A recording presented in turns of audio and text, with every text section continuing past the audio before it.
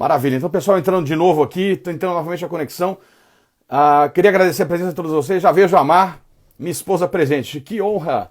Obrigado por segurar as crianças, Mar. É uma loucura. Você é uma guerreira. Obrigado, porque que loucura isso tudo.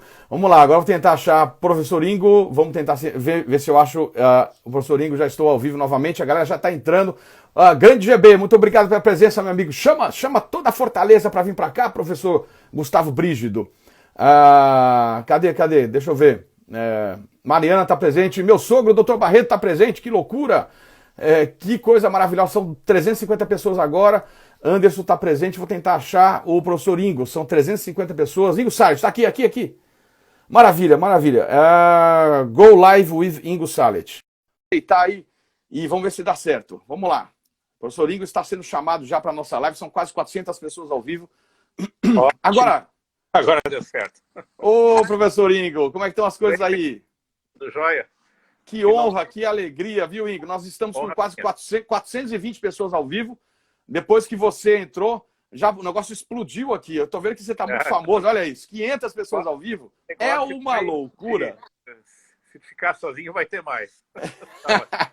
Que coisa boa. Ó, o Thiago tá presente. Cadê? Gustavo GB. São 500 pessoas exatamente nesse momento, conectada com todos nós aqui. Mas eu vou pedir para os amigos convidarem os seguidores deles, eles têm como fazer isso. Queria saber se você está me ouvindo bem, Ingo. Estou te ouvindo bem. Está me ouvindo? Tá. Estou te ouvindo perfeitamente. Eu vou falar para minha esposa, a Má, que tá por perto aqui, acompanhar. Cadê aqui? Me avisa qualquer coisa, porque aí eu vou desabilitar comentário daqui a pouco, se travar. Estou vendo que a minha cunhada Lisandra está presente, a Débora, a tia Marli, é uma loucura. Então, os familiares vieram.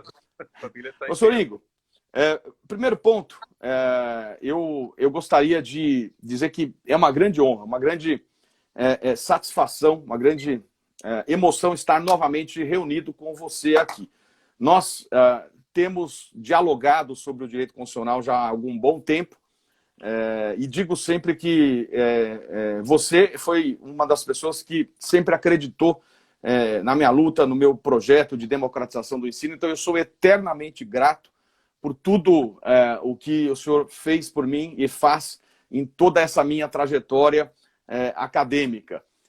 Agradeço profundamente, né, todo o apoio que deu, e tenho em você uma referência acadêmica e, sem dúvida, toda a sociedade acadêmica do Brasil e do mundo também tem essa, porque eu quero só deixar claro para os meus amigos seguidores que o professor Ingo é o nome mais reconhecido e citado na academia brasileira e, claro, internacional, mas isso é uma grande relevância.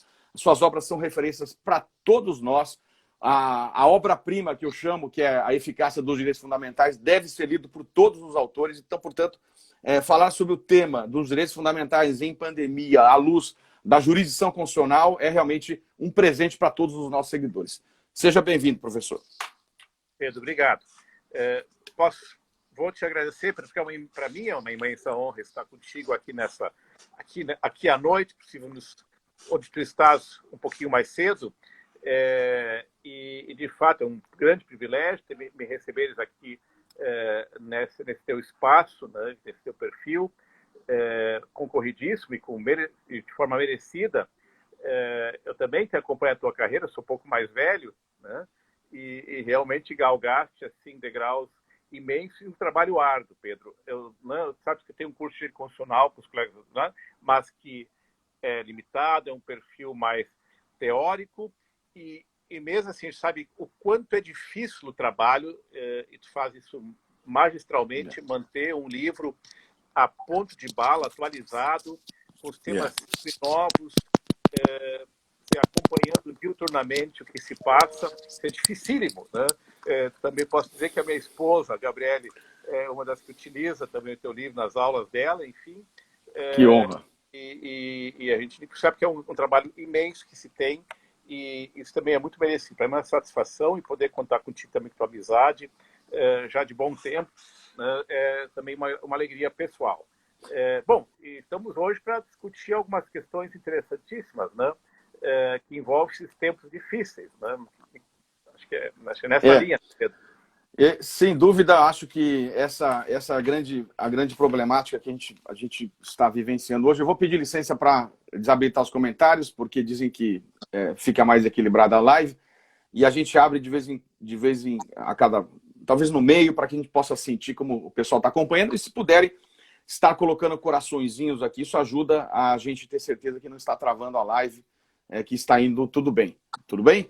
Olha lá, a Regina colocou tudo bem. Tá tudo certo, gente? Vocês estão acompanhando? Tá tudo certo? O som tá bom, a imagem tá boa para todo mundo aí? Queria só ter essa certeza para a gente poder continuar.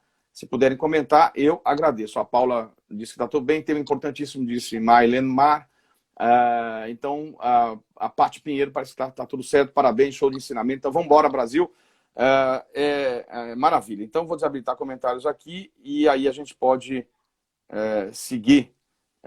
Maravilha. Professor Ingo, qualquer coisa, se o senhor não me escutar, pode me mandar o WhatsApp, levantar a mão aí, a gente tenta resolver por aqui. Mas o que a gente observa é que, desde o surgimento dessa situação que ninguém nunca imaginou um dia passar, essa é uma realidade que se vive hoje, que ninguém nunca pensou que pudesse um dia acontecer. E talvez a gente já pontuar que nem mesmo o Constituinte originário de 88 tenha pensado numa situação como essa, e isso vai refletir em toda a nossa discussão hoje. O que a gente tem é um volume impressionante de atos praticados, de atos normativos. Eu fiz um levantamento, a gente passa de 200, são quase 300 atos normativos praticados já durante a pandemia, um número impressionante. Desses atos, a grande maioria são portarias editadas. Temos, em termos de substância normativa, a Lei Federal a 13.979, de 6 de fevereiro de 2020, e o Decreto Legislativo número 6, de 30 de março de 2020, que reconheceu a calamidade pública, a emenda constitucional número 6, que foi aprovada recentemente, aí, conhecida como PEC do estado de guerra, né? Acho que foi essa expressão que se colocou, e realmente uma produção muito densa, que muitas vezes está sendo confrontada perante a Constituição Federal, e isso está desaguando no Poder Judiciário, e, por consequência disso, várias decisões já praticadas pela Suprema Corte na orientação de interpretação à luz da Constituição. Essa Constituição que nem sempre ela foi... ela não pensou numa situação como essa. Então, eu queria, desde já, destacar, diante desse contexto e diante de várias questões que surgiram, a orientação da Suprema Corte no julgamento da ADI 6341, que reconheceu o que chamou, o Supremo usou a expressão de competência concorrente para tratar de atos normativos e governamentais para enfrentamento da pandemia, no sentido de que todos os entes federativos teriam esta atribuição em razão de uma interpretação feita à luz do artigo 23, inciso 2 da Constituição, que trata da competência concorrente para tratar de direito à saúde, do 24, inciso 12, que trata da proteção à saúde, do 198, e a perspectiva dos municípios à luz da leitura do 30, inciso 1 e inciso 2. Então, basicamente, acho que esta é a lógica da interpretação da Corte, e eu, então, dentro dessas premissas, eu indago as suas ponderações e observações, se decidiu corretamente a Suprema Corte na de 6341 ao estabelecer que não apenas o governo federal pode disciplinar a matéria, como também os demais entes federativos têm esta atribuição e, portanto, podem ir ou trazer ou disciplinar a matéria em sentido distinto, até diametralmente oposto do governo federal. Pedro, excelente colocação, e nós sabemos que isso foi, de fato, o pontapé inicial, digamos assim, talvez a primeira grande decisão do STF, né?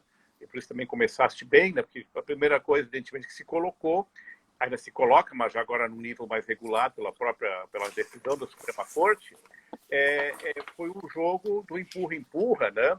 E, na verdade, não agora guerra fiscal, mas uma guerra federativa, enquanto as medidas, né, serem tomadas para combate à pandemia. Né? Nós estamos com a guerra fiscal, né, federativa. Aqui nós passamos a ter uma outra guerra de escala federativa, mas sim justamente em torno de quem pode ou não agir, atuar e até onde pode atuar, né, no combate à pandemia. O Supremo Tribunal Federal acertou, primeiro lugar, de certa forma também chancelou já aquilo que a própria legislação infraconstitucional do SUS já de algum modo prevê em relação ao exercício desses poderes, dessas competências e atribuições pelos entes federativos, um sistema descentralizado do SUS, né? Ao mesmo tempo, isso garante que possam estar os municípios, o que é fundamental numa situação como essa, regular de forma apropriada, adequada, as situações que também são muito diversas do ponto de vista regional local, né? Sabemos, basta olhar agora para o mapa brasileiro, né, que há estados onde mais municípios estão com um número alto de infectados e outros bem menos, né? Outros enfrentam questões mais graves de acesso ao sistema de saúde, inclusive locomoção, enfim, abastecimento, enfim, são diversos fatores que fazem com que seja indispensável a margem regulatória, né, dos entes federativos aqui, ainda mais numa opção do governo federal, que até não pode se encontrar na publicidade, não é que não foram tomadas medidas, mas realmente um enfrentamento mais fraco, né, mas que acho que depois a gente discute. Né? E, Pedro, vou me permitir fazer uma, sei que depois eu ia falar, mas senão eu, entre aspas, apanho, né?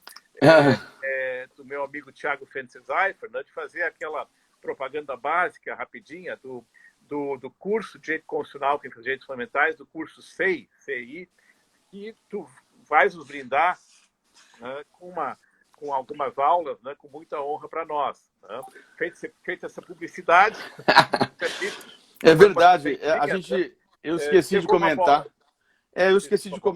Acho que foi muito bem lembrado.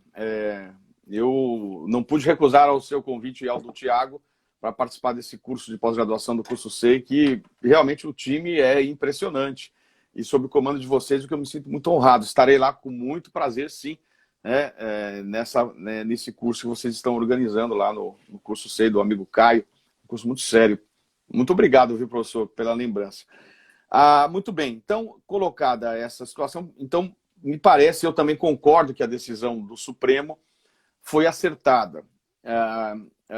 Muito embora o artigo 23, inciso 2, trate não de uma competência legislativa e de uma competência administrativa, o ministro Marco Aurélio chamou de competência concorrente à leitura do 23. Eu tenho só uma observação em relação à expressão competência concorrente do 23, inciso 2, que não me parece ser a melhor, mas realmente é uma leitura ampliada, porque no fundo a competência legislativa está no 24, né? E aí se poderia discutir sobre a regra do 24, que define que a União estabelece normas gerais e os estados tratam de questões específicas, e nesse sentido, talvez eu possa considerar a Lei Federal 13.979, de 6 de fevereiro, como a norma geral de enfrentamento da pandemia. E a leitura, você lembrou muito bem, a lei do SUS, eu não tinha lembrado dela, mas eu poderia também destacar o artigo 3º da Lei Federal, a 13.979, que me permita ler, diz assim: para enfrentamento de emergência de saúde pública de importância internacional decorrente do coronavírus, as autoridades poderão adotar, no âmbito de suas competências, dentre outras, as seguintes medidas. Portanto, as autoridades, eu entendo todas elas no plano federal, estadual, municipal, distrital, poderão adotar no âmbito de suas competências. E aqui, talvez, dentro desse contexto, professor Ingo, uma questão importante do artigo 3º, parágrafo 9º da lei federal, que diz o seguinte: a lei federal estabelece diversas restrições. O artigo 3º, parágrafo 9º, contudo, diz o seguinte, que o presidente da República disporá, mediante decreto, sobre os serviços públicos e as atividades essenciais. Portanto, se está dito na lei que o presidente vai poder dispor sobre decretos sobre atividades essenciais, isso significa que, definido no decreto presidencial o que é atividade essencial, as restrições que foram colocadas, teoricamente, não poderiam incidir sobre as atividades essenciais. Mas a leitura deste parágrafo 9º tem que ser feita à luz da decisão do Supremo, que entendeu que há uma competência concorrente e uma atuação no âmbito de cada atribuição dos entes federativos. Porque, se assim não fosse, o governo federal, que tem uma linha mais ampliativa, e a gente vai discutir em seguida, poderia restringir a atuação de todos os entes federativos. Especialmente, como até comentei nessa semana, o decreto presidencial do dia 8 de maio, publicado no dia 11, hoje é dia 14, publicado na segunda-feira, que estabeleceu como atividade essencial salão de beleza, barbearia e academia de ginástica. E algo bastante delicado, que me parece, sim, com total tranquilidade, poderão estados e municípios, em sentido oposto, dizer: olha, decreto presidencial, isso não me interessa, eu não entendo assim, aqui na minha região é assim, ou no meu município é assim, quem manda aqui sou eu. Acho que esta é a lógica que está por trás da decisão. Não sei se o senhor concorda com isso. E também, eu concordo contigo, é claro que isso foi uma construção, né? A gente diz que o Supremo acertou e nós concordamos com isso, mas tu tens toda a razão, mostras realmente o teu conhecimento profundo, atualizado, sendo da matéria, inclusive uma matéria intrincada do processo legislativo, das competências, da distribuição de competências, mas, de fato, o Supremo fez aqui uma leitura, digamos assim, também muito orientada, né, pelo contexto.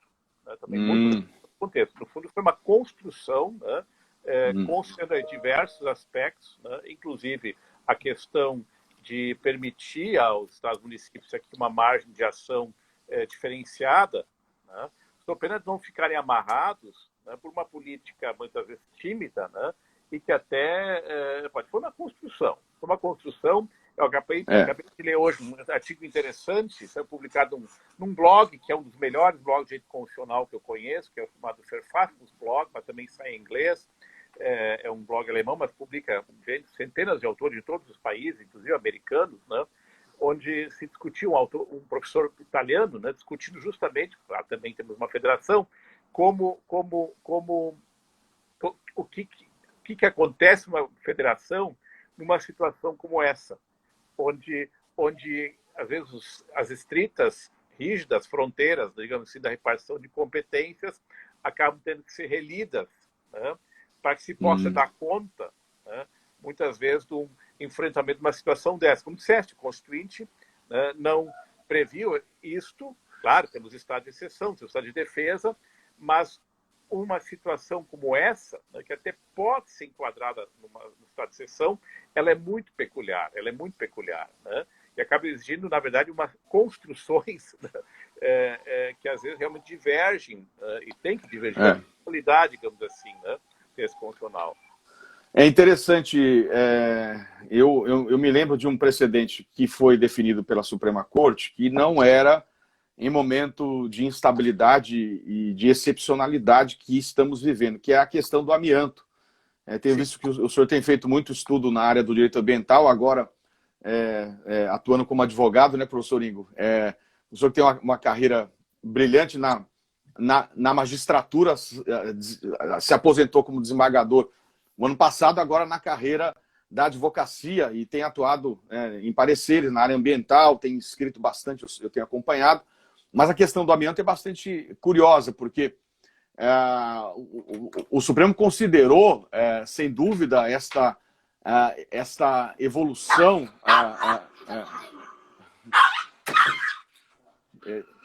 Desculpa, gente. Não tem problema. Home office. O meu filho abriu aqui e perguntou o que eu estou fazendo. Eu falei, nem sabia que eu estava fazendo uma live. Mas é interessante. Coisa inclusive, mais... O que eu estou fazendo aqui? Mas vamos lá. E aí, você tem realmente uma evolução da jurisprudência do Supremo, num primeiro momento, entendendo que a regra da lei federal que admitia o uso controlado do amianto na hipótese do asbesto branco, ela sofreu, depois de 20 anos, a necessidade de se fazer uma revisitação diante de novas tecnologias, de novos materiais, para se reconhecer agora como violador da saúde, portanto, declarar inconstitucional a autorização do asbesto branco. Isso fazendo uma leitura do próprio 24, que trata de competência concorrente, portanto, a mesma lógica, muito embora direito ambiental ali, ou proteção ao meio ambiente, a gente tem a proteção à saúde aqui, do 24/12. E naquele contexto, o Supremo trazendo questões interessantes de até, já que a lei federal, antes da mudança, antes da viragem jurisprudencial, já que a lei federal admitia, os estados vinham com leis estaduais proibitivas e uma releitura daquele contexto diante de tratados internacionais de direitos humanos que, dentro da ideia de supralegalidade, paralisariam a lei federal, suspenderiam a eficácia e permitiriam que a lei estadual mais protetiva e mais benéfica entrasse, já regulamentando de modo. Então, é o que o senhor falou, uma construção que foi feita naquele contexto e que, mais ainda, numa situação de pandemia, ela passa a ser uma realidade. Não sei se o senhor vai complementar. Aquela ideia, exatamente bem. Eu até tinha pensado nesse ponto, aqui o Agapes te antecipando e muito bem. Inclusive, nós escrevemos sobre isso, o Tiago e eu, né, no Constitucional Ambiental, realmente da aplicação no nível de uma interpretação da competência concorrente da norma mais protetiva. Né? Interessante. Que essa é exatamente o que o Supremo, como bem disseste, está fazendo agora.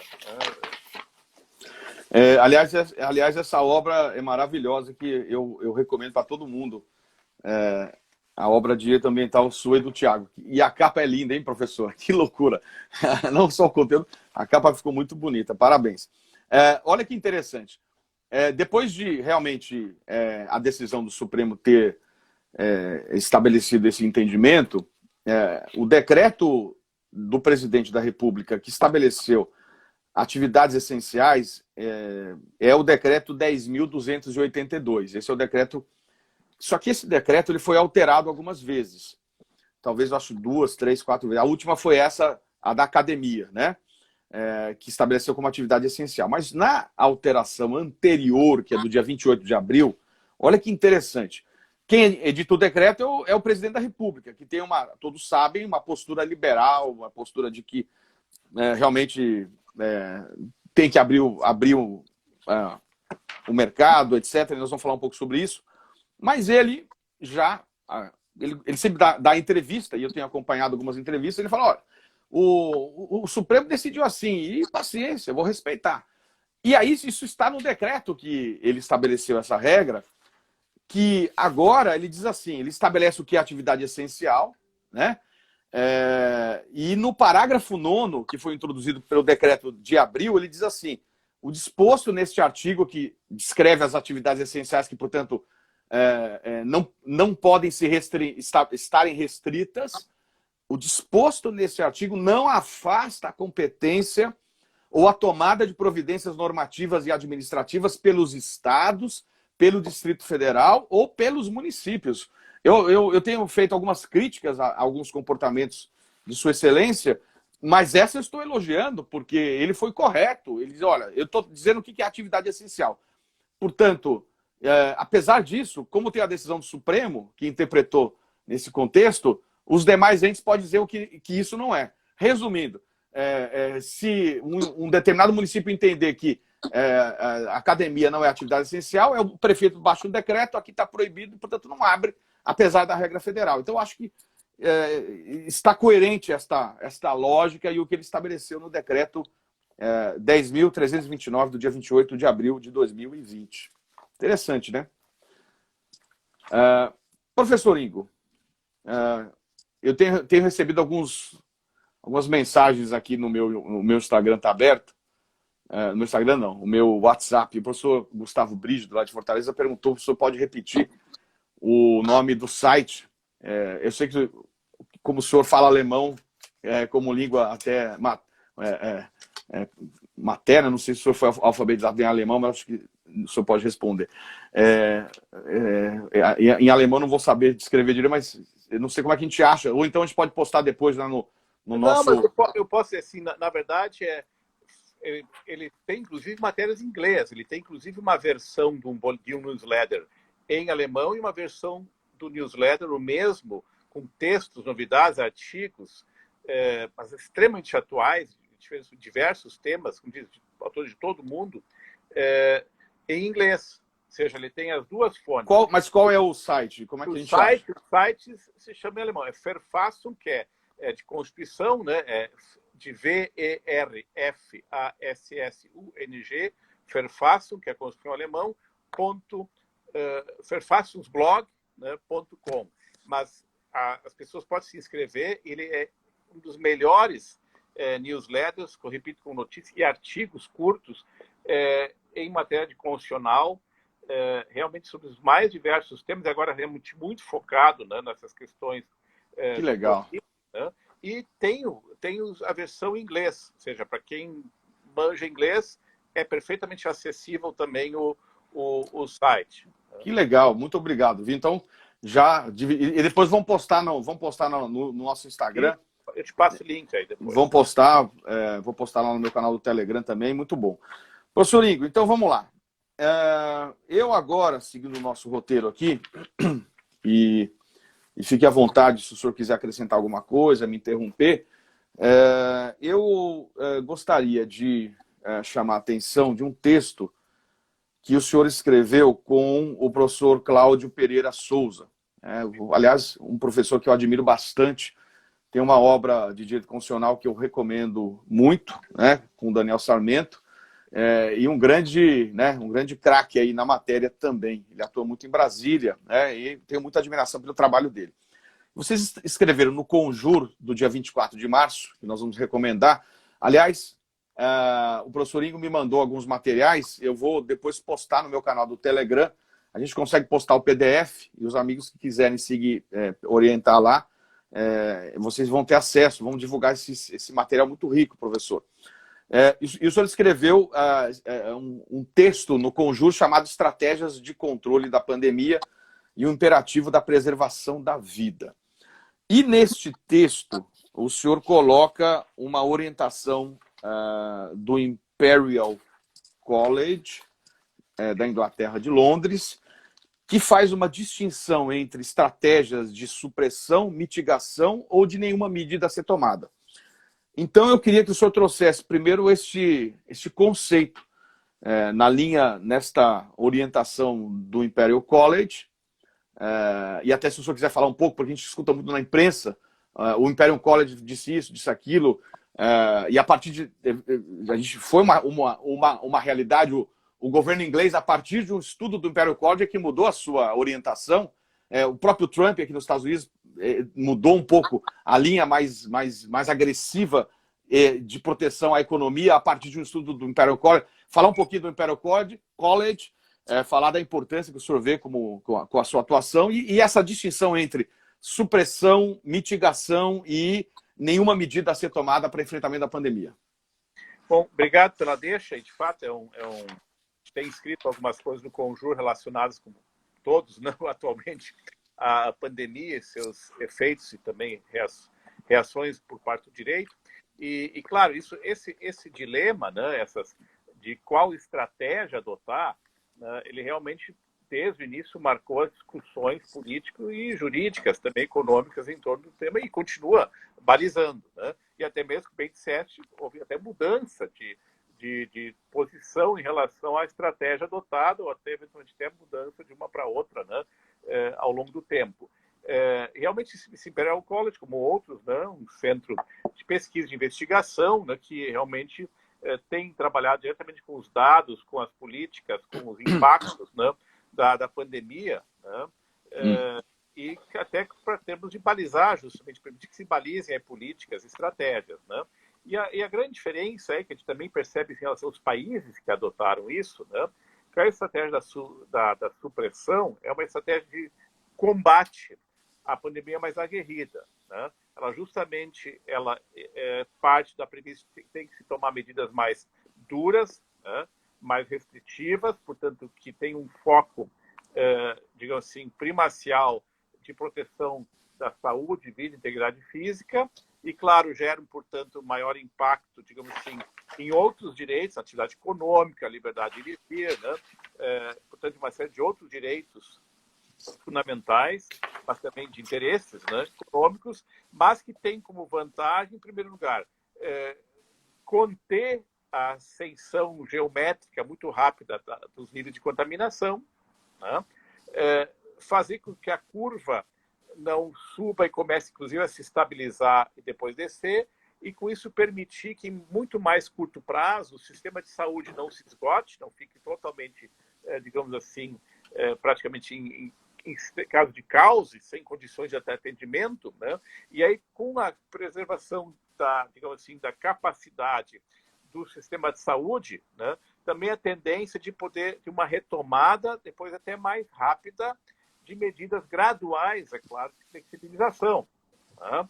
Porque, nesse caso, o senhor está falando da estratégia da supressão, é isso? Da supressão? Isso, a supressão é uma estratégia mais dura de combate, mas que também, embora tenha um impacto sobre a economia, ela também pode ser, em parte, mitigada, esse impacto, por medidas paralelas também, de suporte à economia, enfim, né? De investimentos, de destinação de recursos para uma renda básica, para auxiliar as empresas, etc. Ou seja, como também tem se feito em muitos países. Né?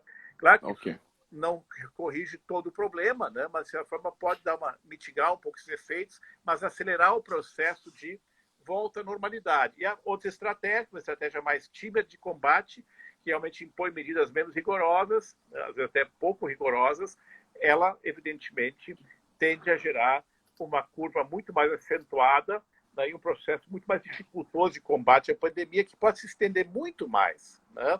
E com muito mais óbitos, com muito mais danos à saúde, e a economia também nem sempre melhora com isso, porque a crise, a pandemia se estende com uma intensidade muito maior durante muito mais tempo. Então, são, é claro, posições, mas que a gente pode, como bem disseste, tem a ver com quanto se dá de prioridade, né, ao direito à vida e à saúde, né, nesse tipo de, digamos assim, atuação. Só para a gente esclarecer, até na linha dessa distinção que o senhor fez no texto, a supressão seria um isolamento mais agressivo, né? As pessoas se manterem em casa. É algo que a gente tem visto em alguns estados, talvez na maioria deles, enquanto que a mitigação seria o isolamento apenas daqueles que tenham contraído o vírus ou que estejam em grupo de risco, que seriam isolados do convívio social. Então, realmente, a exposição ela é muito maior quando você propõe essa estratégia de mitigação, que era a orientação, num primeiro momento, da Inglaterra, que depois, diante do pico de mortes, ela mudou para orientação de supressão. Né? Realmente, as projeções de mortes são violentas. Então, talvez a gente poderia colocar, professor Ingo, que a gente tem aqui a necessidade de se fazer uma ponderação ou um sopesamento entre, de um lado, a proteção à saúde, proteção da saúde econômica, que está garantida na Constituição, e, do outro lado, a proteção à vida, acima de tudo, porque o risco é muito grande, a gente sabe, em caso de abertura. Então, a proteção à vida. Então, nesta ponderação, nesse sopesamento, o senhor entende o que deveria prevalecer nos termos da Constituição Brasileira de 88 e quais seriam os fundamentos constitucionais para se ter esta tomada de posição? Em outras palavras, quais são os fundamentos da Constituição para adotar para se prestigiar um valor, a proteção econômica, ou, por outro lado, a proteção à vida em sentido oposto? Bom, evidentemente, se trata, sim, de sempre uma ponderação, né? Ao fim e ao cabo, o que se faz é uma hierarquização, né? Que vai ser, então, realmente acabar sendo efetuada por uma série de medidas, né, gerais, específicas, que vão realmente fazer pender a balança, né, por um determinado lado, né, e, evidentemente, também sem comprometer em absoluto a atividade econômica, mas sim pode comprometer fortemente a atividade econômica, especialmente em alguns eixos, né? Claro que alguns serviços ficam abertos, funcionando de forma restritiva, mas é claro que tem afetado a atividade econômica e nós estamos vivendo uma recessão. Aliás, o mundo está entrando numa recessão, boa parte dos países, realmente não vista há muito tempo, né? E é claro que isso assusta, faz com que as pessoas, em geral, também comecem a mesmo onde no início eram mais simpáticas as medidas restritivas e mais, digamos assim, conscientes e dispostas a cumprir, começam também a ter medo, né, por seus empregos, pela manutenção da mínima qualidade de vida. Assim, por exemplo, é claro que esse equilíbrio é muito difícil, né? Mas é evidente que a nossa Constituição Federal não tem, né, uma hierarquização a priori, né, nós sabemos, formal entre normas constitucionais e também não entre direitos fundamentais. Mas no campo da ponderação, é claro, em concreto, né, assim como dá preferência a alguns direitos, em casos concretos, sem desfornecer totalmente os outros, quando realmente se trata de questões que envolvem núcleo essencial, direitos tão caros, né, e tão vinculados, tão firmemente vinculados à sociedade dignidade da pessoa humana, que é um princípio informativo de toda a Constituição, né? O próprio direito à saúde, né, tem uma posição que eu costumo dizer que tem uma espécie de posição preferencial na Constituição, na medida que dos direitos sociais, né, ele e o direito à educação são os únicos em relação aos quais o Constituinte, isso depois até foi continuado por emendas constitucionais, asseguraram recursos mínimos. Não existe outro direito, não existem outros direitos na Constituição. Então, a saúde, educação, né, são entre os projetos para um desenvolvimento social e econômico, né, também, porque o desenvolvimento social e econômico eles podem andar juntos, desenvolvimento humano e econômico. Então, o próprio artigo 3º da Constituição, quer dizer, os nossos princípios informadores, estruturantes, que inclui tanto da dignidade da pessoa humana quanto também os do artigo 3º, né, eles estruturam isso e me parece que também sistematicamente, né, fazem com que essa possibilidade de medidas mais rigorosas, claro, mais rigorosas que tem que ser vista caso a caso, né, o quanto realmente elas se justificam. Eventualmente, o lockout, né, numa cidade pode não se justificar, se naquele caso, daquela cidade, não existe realmente, não existe a gravidade do problema, não está nesse nível, de modo a não que os sistemas não dê conta da situação, assim por diante. Porque tudo também tem se balizado caso a caso, né? Vou lembrar agora recente, o Tribunal Constitucional da Alemanha, ele tinha uma primeira decisão dito que não se que mantido um ato de um município que proibia a participação em cultos, né, uma missa pascual, mas disse, olha, que isso também pode eventualmente mudar, a depender da evolução, né, do quadro. Né? Portanto, por isso isso também é tão dinâmico, né? E essa ponderação acaba tendo que ser feita, né, situação por situação. Por exemplo, a proibição absoluta das pessoas saírem, né? Bom, isso também não está previsto, né? Temos limitações à circulação e com, claro, imposição de diretrizes de, né, proteção pessoal de terceiros, enfim, tudo isso tem que ser examinado à luz da proporcionalidade, né? Por isso também é tão difícil, né, de fazer esse exame, né?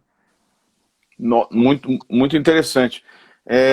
Ontem, aqui estão acompanhando, eu tenho feito um projeto com os professores do Boston College e eles trouxeram o professor Kent Greenfield ontem, que foi o que participou, trouxe um exemplo de determinações em relação a cultos religiosos, que havia, sim, a determinação de proibição numa situação específica de cultos presenciais, mas houve um grande debate sobre cultos em drive-in, que eles eles determinaram em determinada região que poderia ter o culto, todo mundo chegava do drive-in, que chega de carro, que era usado para assistir filme, né, não sei o quê, o cinema ao ar livre, e cada um dentro do seu carro, isso seria razoável e entenderam como constitucional essa possibilidade, porque o carro daria o isolamento diferente do culto presencial. E eu me lembro até de um caso que ocorreu no Brasil, que foi um culto em Poços de Caldas, que havia uma orientação da prefeitura local, só que esse culto estava sendo transmitido ao vivo, com o uso de tecnologia, e na igreja tinham apenas 5 pessoas, né? E transmitindo para 2.000 pessoas. E mesmo assim a prefeitura foi lá e tentou fechar, dizendo que porque havia uma orientação de que não poderia ter culto presencial. E não me pareceu razoável. 5 pessoas é o mínimo, né? Você ter ali para transmitir, e não me parecia que a leitura da regra da prefeitura deveria ser feita nesse sentido, né? Então, portanto, essa ideia de ponderação caso a caso, não sei se é o caso, se a gente tem um pouquinho mais de tempo, mais 2 minutinhos, se o senhor quer falar, o senhor talvez como um dos maiores especialistas no assunto, nos brindar um pouquinho como se faria essa ponderação, quer falar um pouquinho sobre isso? Porque realmente é muito difícil, né? A gente, como fazer esse sopesamento, né? Como ponderar isso? Esse é o grande drama, digamos assim, né? De quem decide, né? Porque não há como não decidir, né? Como se é provocada a decisão, e não há como também não lançar a mão da ponderação, ao sopesamento, né? O problema sempre é como fazê-la e como, digamos assim, praticá-la em concreto, né? Respeitando pelo menos alguns critérios, né? Que dão transparência, digamos assim, controlabilidade, né? Perfeito. E realmente mostra um ônus argumentativo realmente calcado em dados concretos, né? E esse é o problema. Ponderação exige conhecimento, né? Para dizer, você sabe que a proporcionalidade é um critério de controle de medidas restritivas a direitos e que sempre estabelece uma relação entre meios e fins, né? Quer dizer, a restrição sempre tem uma finalidade que é de proteção ou promoção de um outro direito fundamental ou bem jurídico constitucional, né? Mas ela não pode, né, atingir esse fim por qualquer meio. Essa é a ideia de proporcionalidade, né? A proibição de arbítrio, né? E a negação da máxima que os fins justificam os meios. E para fazer isso, para não que seja apenas um raciocínio, digamos assim, totalmente casuístico, né? Há um certo passo a desenvolver. E, claro, esse exemplo que citaste, muito bom esse exemplo das 5 pessoas na igreja, do drive-thru, é um exemplo até relativamente tranquilo de demonstrar isso, porque a ideia da proporcionalidade quanto ao controle é verificar se é possível, né? Esse é o segundo nível. O primeiro nível é que se a medida é tecnicamente adequada, ela é apta, né, a alcançar aquele resultado, no caso de proteção da saúde, de integridade e saúde pública. Isso né?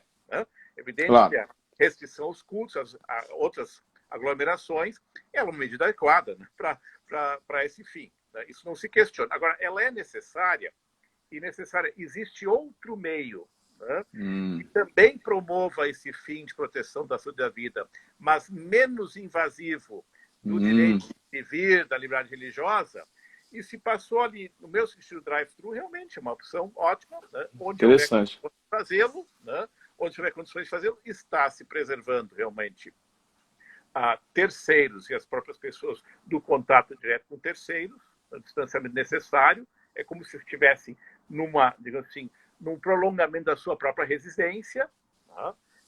E assim, nesse caso, no máximo aquele número de pessoas no carro, no da própria residência. Né? Perfeito. Você até fazer uma fiscalização se estão usando máscaras também, eventualmente, mas isso é fácil de fazer, bastaria uma fiscalização, né? E ao mesmo tempo permitir de uma forma um pouco mais próxima, não é a mesma coisa, mas mais próxima do que mera transmissão online, como aqui estamos fazendo. No caso dos 5, 6 pessoas, também aqui vem, aí eu não sei exatamente se era esse o caso.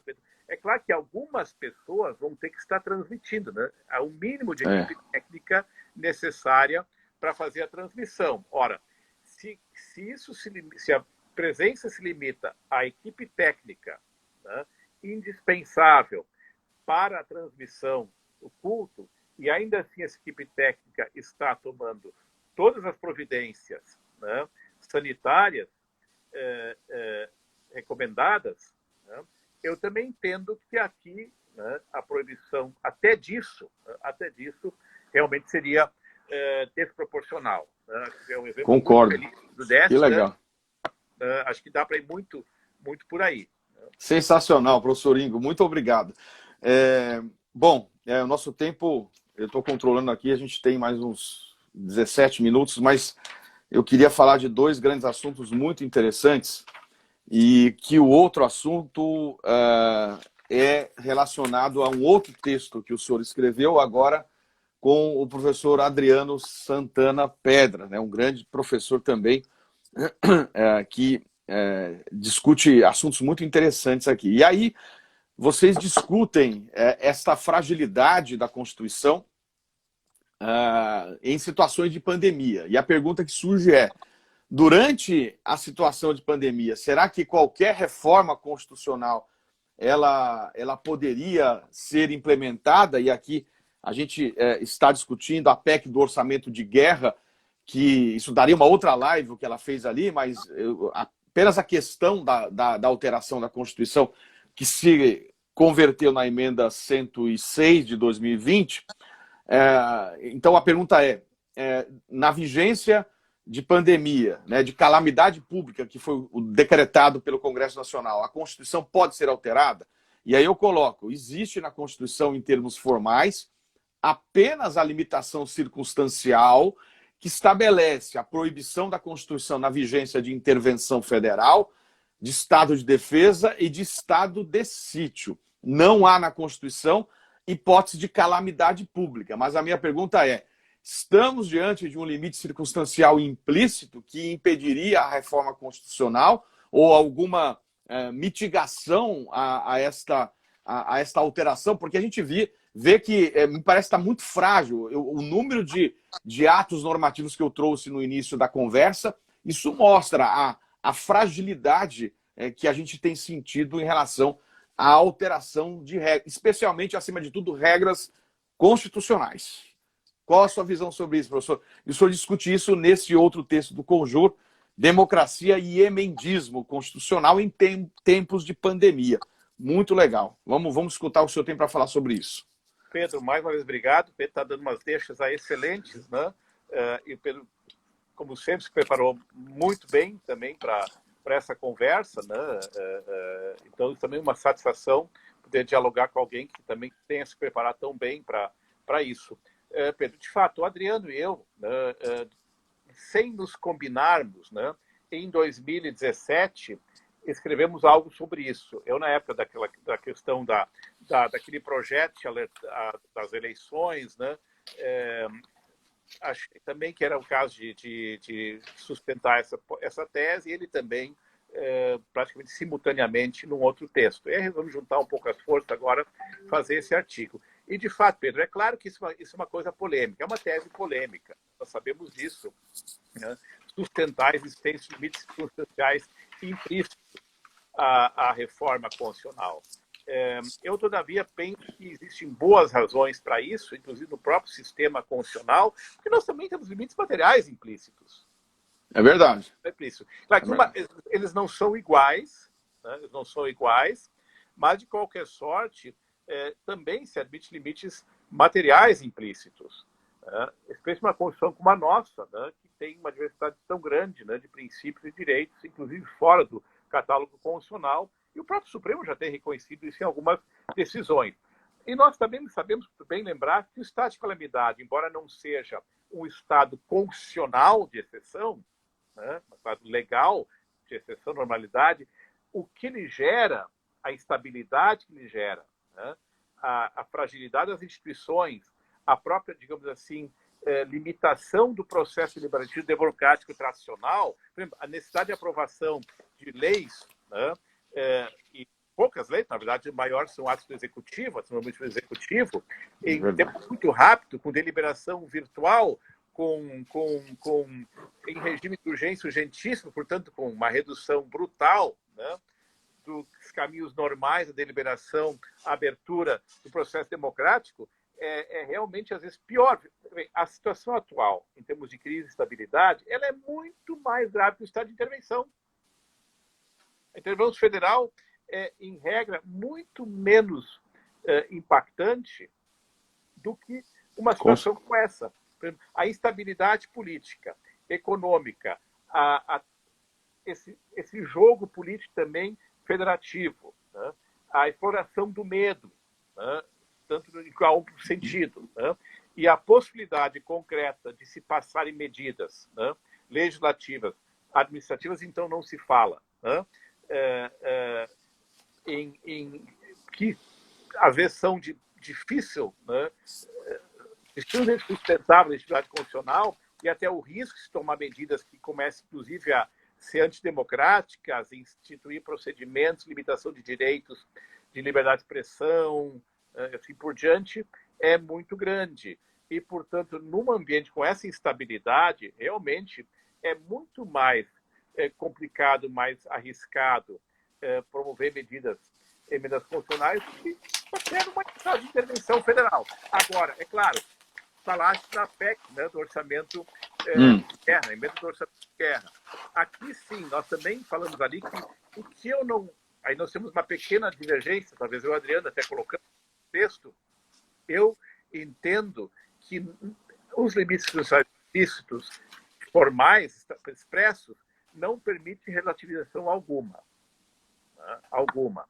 No caso de limites circunstanciais implícitos, até porque não estão expressamente positivados, né, me parece que a única exceção possível, né, é uma, já colocamos isso lá também no texto, é de fato uma emenda constitucional que não tenha nenhum tipo de inflexão sobre qualquer tipo de direito fundamental, né, especialmente as liberdades fundamentais, de ir e vir, as liberdades comunicativas, as garantias processuais penais, a questão da transparência, né, da gestão pública, do acesso à informação que o próprio Supremo já decidiu, né?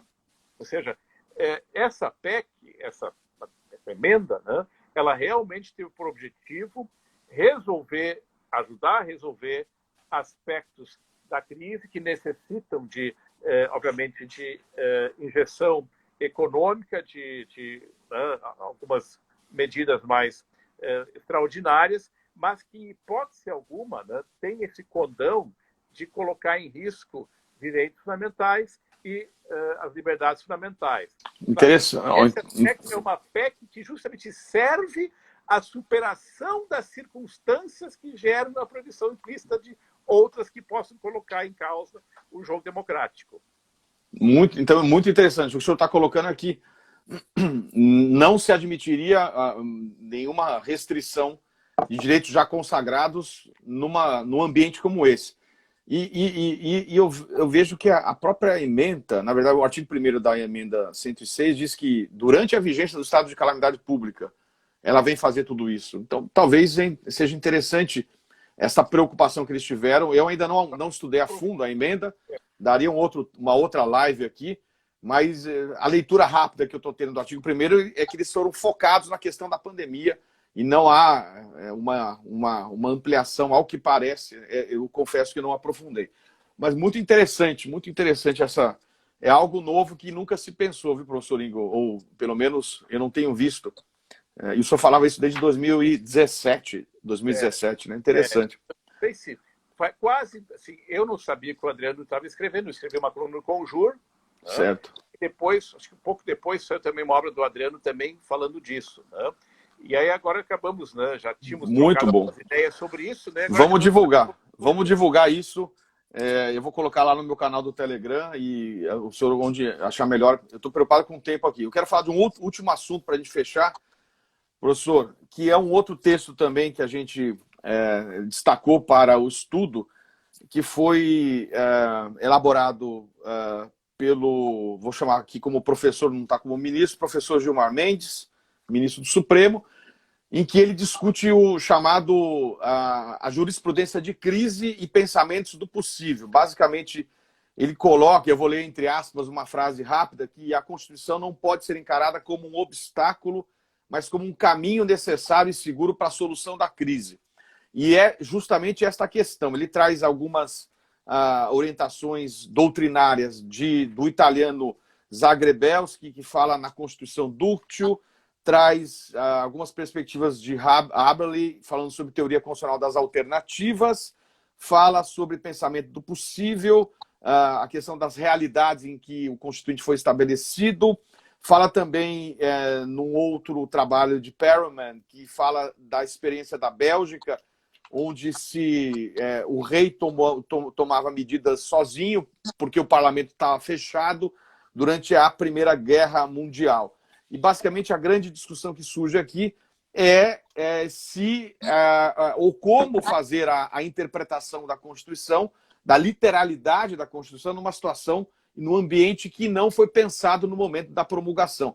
Eu até exemplifico, a gente não está no seu texto isso, mas eu gosto pensei num exemplo que foi o julgamento da ADI 6363, que discutiu a possibilidade de redução de salário e acordo individual em decorrência da pandemia, sem a participação do sindicato, que, na minha visão, viola a literalidade da Constituição. Então, ou seja, as decisões como o judiciário vai enfrentar agora algumas barreiras que são colocadas. E veja que, nesse julgamento, numa outra questão mais à frente, houve divergência de ministros dizendo, não, a literalidade da Constituição ela tem que ser o guia para a nossa análise. Então, a questão que fica talvez a gente tenha 5 minutos ou menos, como deve ser, como o judiciário, já que vai tudo desaguar lá, deve enfrentar essas questões, direitos que estão consagrados na Constituição, à luz da pandemia. Qual é a saída, professor? Bom, Pedro, essa saída não sei se alguém tem, né? Da forma e tentar dar essa saída agora em alguns minutinhos. Complicado, né? Saia curta. Mas, de qualquer sorte, tu colocaste muito bem, recuperaste muito bem esse texto. É um texto primoroso do ministro Gilmar, né? E, de fato, ele coloca assim, algumas questões que o Supremo já colocou em um outro julgamento, né? Mas, obviamente, não com essa, digamos assim, uma situação tão específica, tão emblemática como estamos vivenciando. Eu também concordo contigo. Eu não fui fã da decisão do STF no caso da flexibilização das relações trabalhistas. Até porque eu entendo que haveria outras alternativas, né, que não essas. A própria legislação previu ali algumas alternativas, né, no caso da renda básica, enfim, mas, de fato, né, os níveis de redução ali da carga horária e do vencimento, né, realmente estão gravemente violando a própria mínima existencial em alguns casos. Aí uma outra discussão do núcleo essencial, né, de alguns direitos trabalhistas, etc., que teria que ficar à margem. É evidente que uma Constituição... aí eu lembro um outro argumento do Peter Heble. Peter Heble fala também da interpretação como sempre ser uma interpretação contextualizada, né? O contexto, né, e as suas circunstâncias sempre codetermina, né, como vai se dar e como deve ser o próprio resultado da interpretação, né? Eu diria, claro, que esse contexto hoje, né, com a necessidade de rapidez das respostas, né, do direito, com a necessidade, muitas vezes, acessar dados que não são, às vezes, tão seguros e tão facilmente, né, especialmente dados científicos, às vezes, de coisas que você quer tão bem comprovadas, né? É realmente um contexto que pressiona e exige também, às vezes, interpretações não tão convencionais, mas, no meu sentir, existe aqui alguns limites, né? Mesmo a interpretação sistemática, contextualizada, não pode romper com alguns princípios e regras elementares, né, de forma frontal, como eventualmente pode acontecer, né? E lembrando isso, Gilmar, me permite fazer agora uma propagandinha para o nosso ministro Gilmar também, e para o Lênio e para mim. Amanhã nós vamos ter uma live às 11 horas, né, com o ministro Gilmar, com o professor Lênio Streck e com o Jorge Salomão, que também é um amigo nosso, né, Salomão Leite. Opa! Organizada lá pelo IBEC, né, Instituto Brasileiro de Estudos Constitucionais, às 11 horas da manhã, né, onde o SEI também apoia, né, e que pode ser bem bacana. Vai ser aonde, professor? Vai ser aonde? Vai ser também pelo Instagram, né, no caso do Instituto Brasileiro de Estudos Constitucionais, lá do Jorge Salomão, né? E eu falei para o próprio Gilmar, citaste aqui, né, Mas, Pedro, assim, eu queria, acho que nós estamos chegando ao final e tu vais dar o fecho, mas eu queria, assim, antes de mais nada, agradecer muitíssimo mais uma vez, Pedro. Não me chame de professor, né? Eu sei que é um ato, eu sou mais velho, né? Mas tu és colega e amigo, né? Para mim, tu és um colega e amigo. É uma satisfação estar aqui contigo, né? E eu também tenho isso, né? Pessoas mais velhas. Não é por esse motivo. É por deferência ao seu trabalho. Amigo Ingo, que legal. Muito bom. Mas assim, fica com. Assim, eu sei que vai dar o fecho, mas queria, antes de mais nada, deixar bem claro o meu agradecimento, né? Foi um momento muito bacana, né? Esse diálogo nosso, assim, informal, leve, mas ao mesmo tempo trazendo essas questões atuais e com, acho que uma densidade até possível, né? Falando em pensamento possível numa hora como essa. Né? Em 5 minutos finais. Mas a gente tem que talvez abrir uma outra live, o pensamento possível e a atuação do Poder Judiciário. É um grande tema para aprofundar. Mas eu queria agradecer muito a sua presença. A gente teve aqui são 500 pessoas que estavam ao vivo nesse momento. E agradecer a sua presença, professor, ao amigo Ingo e toda a nossa audiência que esteve presente aqui. Eu vou tentar salvar aqui, eu não posso, porque a gente tem que salvar a preciosidade dessa live de hoje, tentar salvar para depois disponibilizar por 24 horas e dizer que foi uma grande honra, uma grande alegria toda essa discussão. E certamente a gente tem que fazer outras tantas aí, porque tem vários assuntos, especialmente esta questão dos direitos fundamentais, que o senhor é um dos maiores, ou maior, eu entendo, na minha visão, especialista do assunto. Professor, muito obrigado. Ingo, muito obrigado. E vamos... Eu vou tirar você daqui e vou falar tchau para o pessoal, só para ver. Então, peço licença, para depois eu me encerrar. Ingo, com licença, muito obrigado por tudo. Um abração. A gente se fala. Deixa eu remover o Ingo. Eu não sei quanto tempo mais eu tenho aqui, mas me parece que está estourando o tempo. Queria agradecer a presença de todos vocês que estiveram presentes aqui durante a nossa live. Para mim, falta acho que 1 minuto para cair aqui. Vou tentar salvar. Foi muito legal, tema muito denso, muito conteúdo. Vou postar no meu canal do Telegram esses textos que a gente selecionou para o debate. Muito obrigado, amigos. A gente se vê. Um forte abraço aqui do professor Pedro Lenza, que agradece muito ao amigo Ingo. Valeu!